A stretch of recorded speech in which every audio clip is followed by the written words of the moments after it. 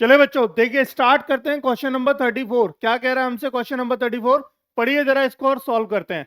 तो हमें क्वेश्चन दिया है, it is the following situation possible. क्या ये सिचुएशन पॉसिबल है? इफ सो, अगर हाँ, अगर यदि हाँ, डिटरमाइन देयर प्रेजेंट एज। तो इसकी प्रेजेंट एज बताइए। The sum of ages of two friends is 20 years. मतलब दो दोस्तों की जो सम है, एज का जो सम है वो 20 साल है। कह रहा है वो कि sum of two friends ages is 20 years. मतलब दोनों, भाई दो दोस्त हैं, दोनों दोस्तों की जो उम्र का, दोनों दोस्तों की उम्र का जो सम है, दोनों को अगर जोड़ दिया जाए, मान लो एक है हमारा 7 ईयर का, एक है हमारा 13 ईयर का, या मान लो एक है एक हमारा 9 और एक है 11। तो 9 और 11 साल के दो बच्चे हैं और उन दोनों का सम एज का कितना हो गया? भाई 20 हो गया, तो 20 ही होगा ना। हाँ, तो ऐसा ही कह रहा है कि वो उनका सम जो है एज का 20 साल है। 4 ईयर्स एगो, 4 साल पहले, the product of their age is years was 48। और 4 साल पहले एज का जो उनकी एज का प्रोडक्ट 48 है। ठीक है, 4 साल पहले उनके एज के प्रोडक्ट का 48 है। तो भाई 4 साल पहले की एज निकालेंगे, प्रेजेंट, पहले तो प्रेजेंट एज निकालेंगे। प्रेजेंट एज मान लेते हैं एक दोस्त की एक्स। क्या मान ले? एक दोस्त की मान ले एक्स, और दूसरे दोस्त की क्या मानेंगे? दूसरे दोस्त की मान लेते हैं हम वाई। नहीं यार, क्वाड्रेटिक इक्वेशन है ना, तो हम एक ही एक्स मान, देखो एक काम करते हैं भाई, जैसे करते ना हम दो सम ऑफ टू नंबर करते थे, तो वैसे ही समझ लो इसको, कि वो दोस्त ना समझ के उनका मतलब एज ना समझ के उन दोनों को दो नंबर समझ लो। दो नंबर है, उन दोनों का सम है ना। तो यानी दोस्त है, उन दोनों के दोस्त का एज का सम। तो दोनों की एज का सम कितना है हमारे पास? 20 साल है। अब मान लेते हैं एक का एक्स है और दूसरे का कितना होगा? 20 माइनस एक्स होगा। तो let the present age of two friends be x and 20 minus x.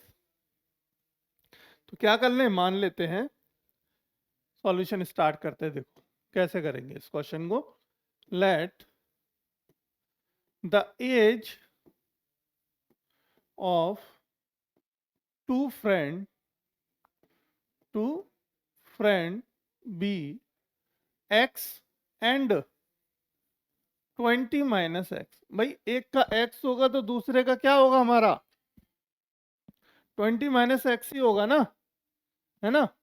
तो 20 में से अगर घटा दोगे तो क्या बचेगा हमारे पास? भाई दोनों का सम मान लो, देखो हमने क्या बताया कि दोनों का सम कितना है? दोनों का सम है हमारा 20। अब एक का मान लो 9 था, तो 9 रख दो, एक 20 में से 9 घटा दोगे तो दूसरे का कितना? 11 आ गया ना, अपने आप आ जाएगा। तो हमने वही कर लिया, एक की मान ली हमने एक्स ईयर और दूसरे की मान ली 20 minus x years age. Then 4 years ago, अब कंडीशन आ जाती है, वो क्या कह रहा है? 4 ईयर अगो, 4 साल पहले। 4 साल पहले क्या हो जाता है? The age of two friend be क्या हो जाएगी? भाई 4 साल पहले की एज क्या होगी? आज की एज प्रेजेंट एज हमने मान ली। लेट द प्रेजेंट एज, इससे लिख दीजिए लेट द प्रेजेंट एज, है ना। तो हमारी 4 years ago the age of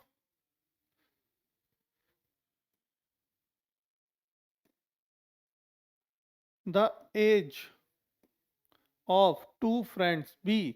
देखो 4 साल पहले इसकी एज मान लो इतनी होगी, x-4, और इसकी कितनी हो जाएगी? 20, एंड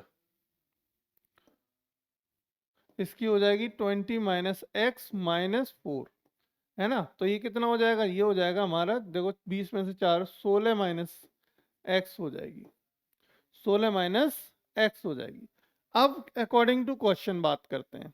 क्वेश्चन के अनुसार ATQ, अकॉर्डिंग टू क्वेश्चंस।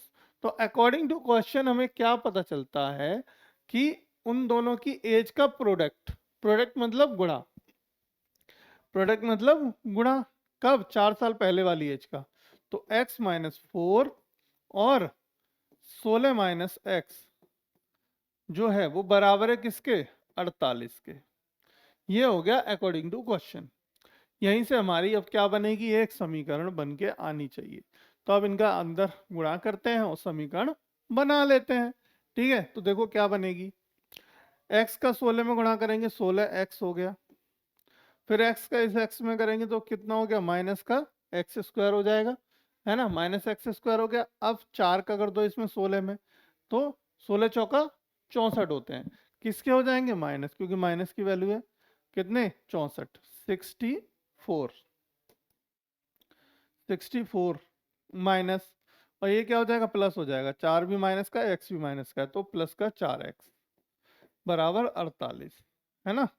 अब देखो इसको सॉल्व करो तो माइनस का एक्स स्क्वायर, ठीक, और ये 4 प्लस का एक्स है, ये 16 प्लस का एक्स है, तो प्लस का कितना हो जाएगा हमारा, 16 4 20, 20x हो जाएगा, माइनस का 64 है, और उधर से ये माइनस का आ जाएगा 48, है ना, इधर बराबर 0, भाई 48 भी इधर ही आ जाएगा माइनस का, ठीक है, तो दोनों क्या हो जाएंगे आपके, जुड़ जाएंगे, तो माइनस का एक्स स्क्वायर प्लस का 20x, ठीक, और माइनस, अब इन दोनों को जोड़ दो, 8 और 4 12 का 2 हासिल लगा 1, ठीक, 6 और 4 10 और 1 11, कितने हो गए, 112 बराबर 0, 112 आ गया, है ना।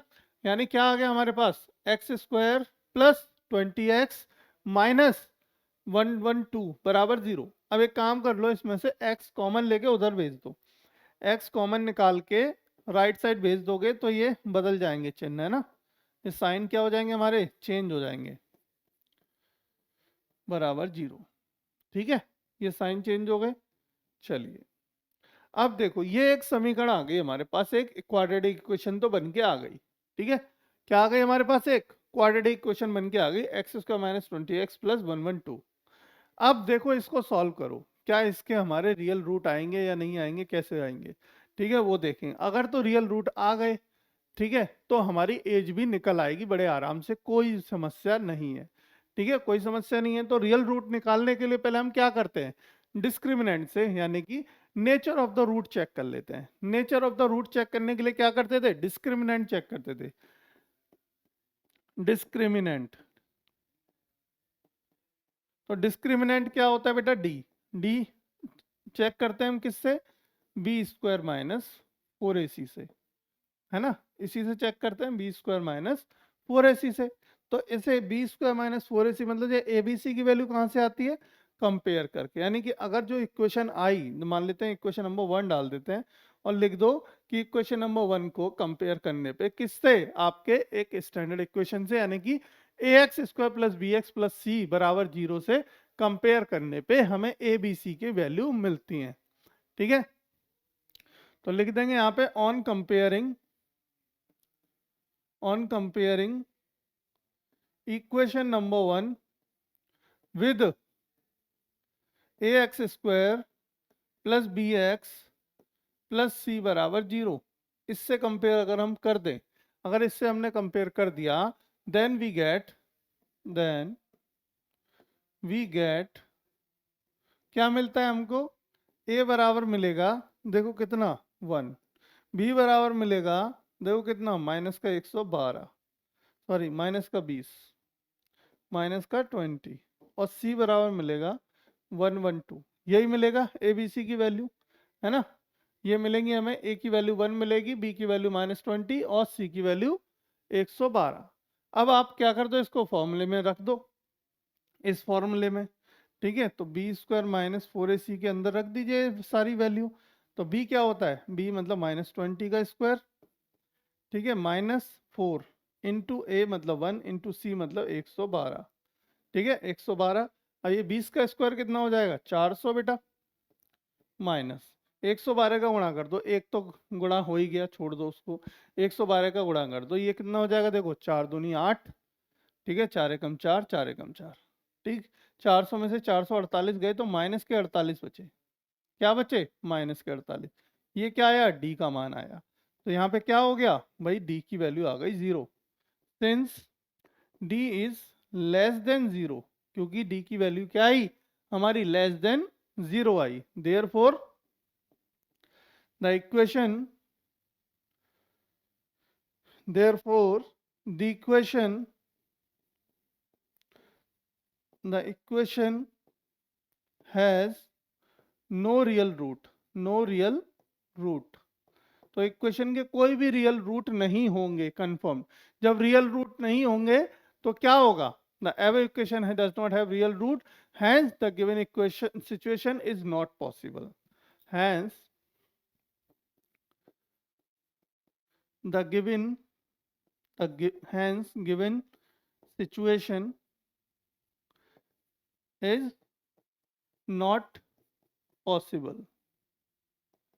तो ये सिचुएशन जो दे रखी है वो पॉसिबल नहीं है, कि ऐसा नहीं हो सकता जो कंडीशन इसने हमें बना के दी है।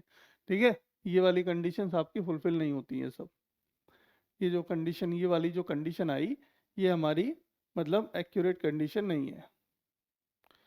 अगर ये कंडीशन सही होती तो हमारे रियल रूट आते, यानी डी की वैल्यू अगर बड़ी आती या बराबर आती तो रियल रूट आ जाते, है ना। बराबर आती या फिर डी से बड़ी आती, 0 से बड़ी आती अगर डी की वैल्यू। तो समझ आया क्वेश्चन कैसे करना है ना। तो ऐसे ही क्वेश्चंस करने के लिए बस जुड़े रहो हमारे साथ, यानी कि इनविक्टा प्लेटफॉर्म के साथ बने रहो और इसी तरीके से सॉल्यूशन देखते रहो, वीडियोस देखते रहो और एप्लीकेशन पे आ जाओ जल्दी से, और अब जुड़ जाओ, तैयारी करना स्टार्ट यानी कि पढ़ाई करना शुरू कर दो। ठीक है, जल्दी।